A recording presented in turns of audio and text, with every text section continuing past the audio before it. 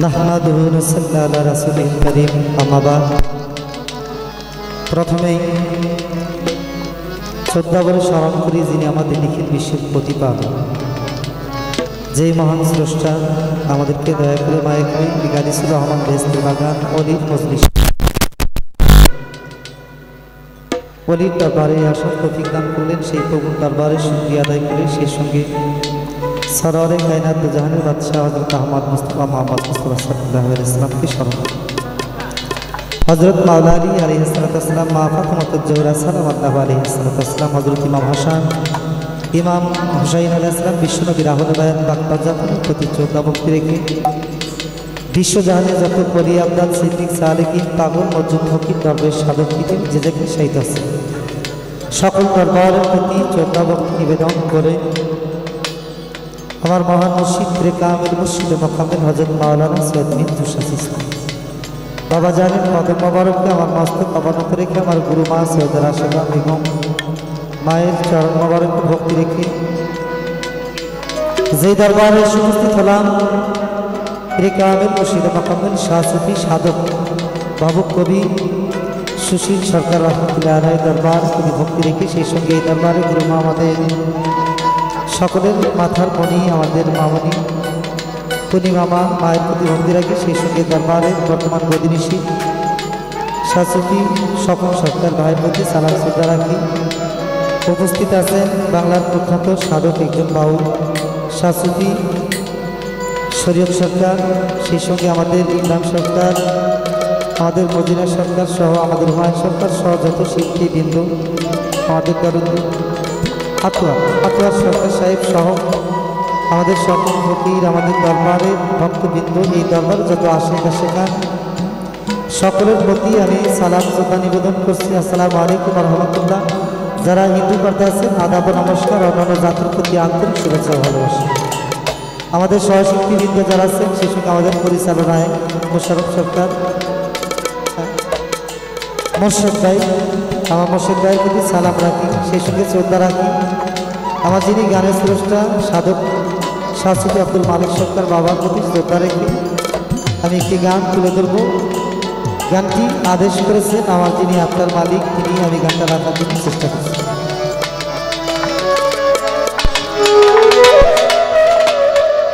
সাউন্ডটা ক্লিয়ার করুন, পারবে তো ভাই বলুন না?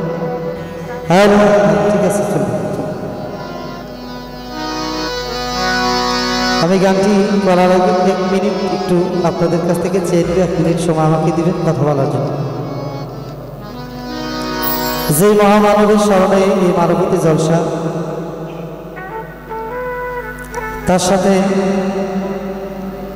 একটু গভীর আমার একটা হৃদয়ের সম্পর্ক স্থাপন করে দিয়েছিলেন আমার মহান মুর্শিদ, আমার বাবা কিন্তু। তখন এই ঘরটা বোধহয় ছিল না, তাই না? আমার এই ঘরটা ছিল না, এই পাশে হয়তো একটা ছোট একটা ঘর ছিল বাবা যখন ছিলেন। এই পাশে এই ঘরটা ছিল, কিন্তু এই পাশে ছোট একটা ঘরে বাবা ছিল। আমি এখানে যখন আসি, আসার পরে তার আগে ওনার সাথে আমি তেমন কথা কখনো বলি নাই। আমাকে বলতেছে, আমি ফোন করে বলছি যে বাবা আপনার কাছে আমার মুর্শিদ মাঝে সাঝে একটু যাইতে বলছে, আপনি যদি অনুমতি দেন দয়া করে একটু সময় দেন, আমি আসতে চাই।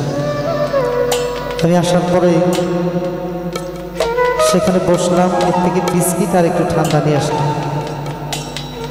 আসার পরে সেখানে বসে আমাকে একটা কথা বলেছিল, আবু তালেব, যে মানুষটা তোমাকে আমার কাছে পাঠিয়েছে তার সাথে আমার রক্তের কোনো সম্পর্ক নাই, কিন্তু রুহানি জগতের একটা সম্পর্ক তার সাথে আমার আছে। আমার তেমন সামর্থ্য নেই, আমি তেমন প্রভাবশালী ব্যক্তি না, কিন্তু হৃদয় দিলে মনে হয় আমি হৃদয়টা কিনেছি, সেই জন্য আমার বন্ধু হয়তো তোমাকে আমার কাছে পাঠিয়েছে। এই কথাটি কেন বলা, তখন তিনি একটা গান লিখলেন যে যাই কিছু করো ফোটায় আল্লাহ, ফোটায় নদী, ফোটাতেই পাঞ্জাতন ধরা, ফোটা বেদ না জানলে সাধু। হয়তো আমি তো পিতৃধন হারিয়েছি, আমি কেমন করে সেই বস্তুটা রাখি। আমাকে তখন বললেন যে তোমার মুর্শিদের কাছ থেকে এই কথাটা তুমি জেনে নিবে। আর একটা কথা বলেছিলেন যে দেখে আমরা শুধু প্রেম বলতেই নারী পুরুষের ভালোবাসাটা বুঝি, কিন্তু যিনি মহাপুরুষ তার সন্ধান কেউ করেন। এই জন্য সাধক একটা গানের ভিতরে বলেছেন, যখন তোমার কেউ ছিল না তখন ছিলাম আমি,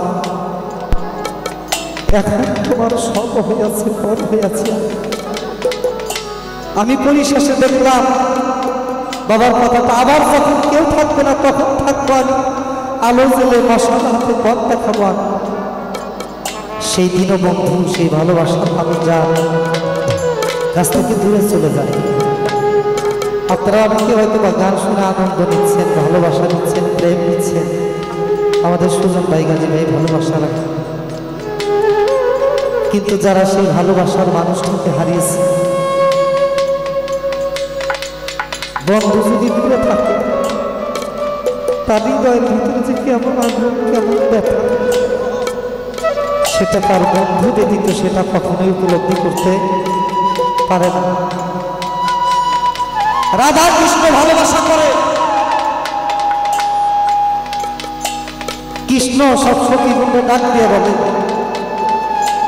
সখী বন্ধু বলতেছে কৃষ্ণকে, যে আমাদের প্রভু, তুমি আমরা তোমাকে এত ভালোবাসি, তারপরে তুমি শুধু রাধার কথাই বলো, কারণ তখন বলে যে তোমরা কি এটা দেখতে চাও নাকি শুনতে চাও? বলে আমরা দেখতে চাই। তখন বলে যে পাশেই জলধার, সেই জলে স্নান করে আমার তো খারাপ লাগতেছে, সেখানে স্নান করে তোমরা যদি আমার বুকের উপর একটু নৃত্য করতে আমার অনেক ভালো লাগত। সখীগণ জল সরোবরে স্নান করে যখন কৃষ্ণের বক্ষ জগলে পা রাখতে যাবে, তখন কৃষ্ণ ডাক দিয়ে বলে, তোমরা যে আমার বুকের উপর পা রাখবে, তোমরা তো নরকে যাবে, তোমরা কি নরকের ভয় নাই? তখন বললো, প্রভু আমরা নরকে যেতে চাই না। এই কথা রাধা শুনে জল সরোবরে স্নান করে কৃষ্ণের বুকে পা রাখতে গেছে। বলে, রাধা তুমি কি শোনো না, আমার বুকে যে পা রাখবে সে নরকে গমন করবে, তোমার কি নরকের ভয় নাই? রাধা দু চোখের জল ফেলে বলে, বন্ধু তোমার বুকের উপর পা রাখলে যদি তোমার ভালো লাগে, তুমি যদি শান্তি পাও, আমি সহস্রবার নরকে যাইতেও দুঃখ প্রকাশ করি না, অন্তত আমার বন্ধু তো শুনবে। কথাটি কেন বলা? সাধক সুশীল সরকার তার হাজার বন্ধুরে কাটিয়ে তার বন্ধুরে নিয়ে সে আনন্দে আছে, তার ভক্তদের কথা তার মনে আছে। সেখান থেকে মাতাল রাজ্জাক সাহেবের একটি গান আমার পূর্ণিমা মাকে উৎসর্গ করে গানটি তুলে দেন।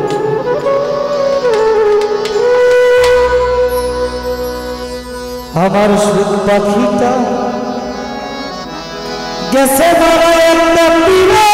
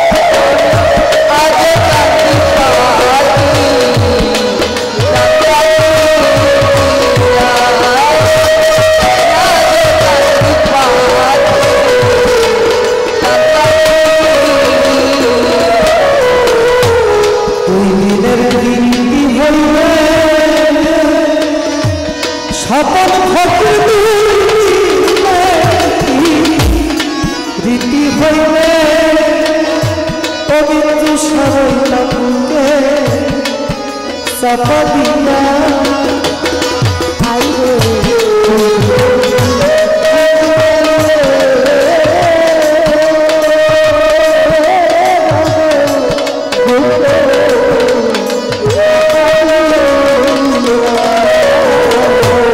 সুশীল বাবু দুই দিনের প্রীতি হইবে বন্ধু আমার বুকে চাপা দিয়া ভালোবাসা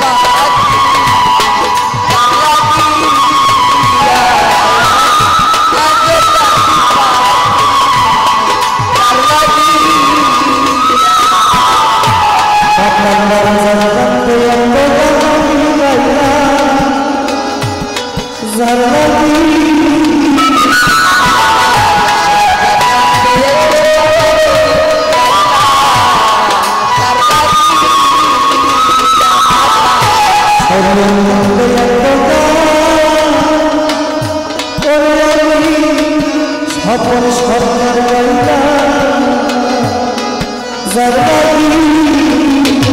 আমার সুশীল দিনে